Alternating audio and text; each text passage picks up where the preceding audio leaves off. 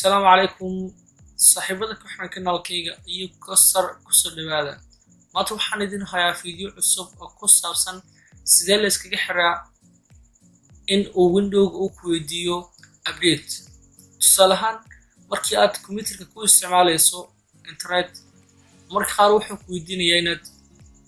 update aad ku sameyso Windows aad isticmaalayso ama update-ka uu ku furan yahay automatically uu sameynayo update oo ku sameynayo Windows-ga hada waxaan rabaa inaan ka xiro update-ka uu sameynayo Windows-gaaga hada bila soco adigu mahadsan tusaale ahaan halkan ka tagno personalization kadib aan u laabano home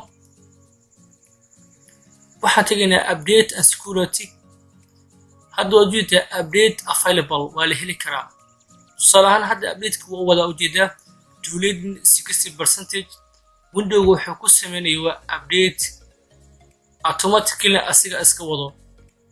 hadaba aniga maxaa yeelay internet ayaan ku isticmaalayaa mar walba ayaan ku isticmaalaa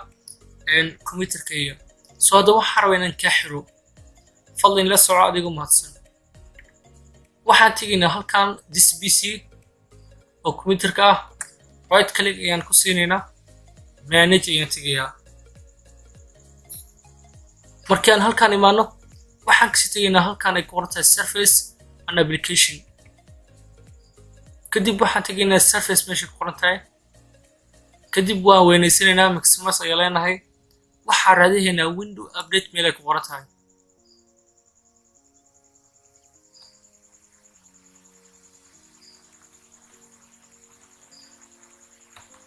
وكان halkan waxa ku qoran Windows update waxa uu sameynayaa running absolutely uu shaqeynayo hadda kadib waan ku dhafanaynaa halkan ayaan tegaynaa start up type kadib waxaan leenahay disable kadib waxaan leenahay stop judgeable update ka aad sameynayso oo aad ku sameynayso Windows-ga markuu dhameeyo kadib waxaan tegaynaa halkan apply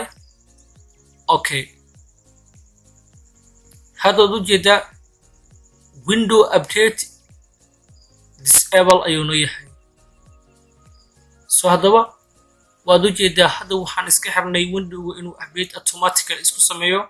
markii aan ku isticmaalayno internet hadaba ka faa'iideyso wacan wa alaykum assalam wa rahmatullahi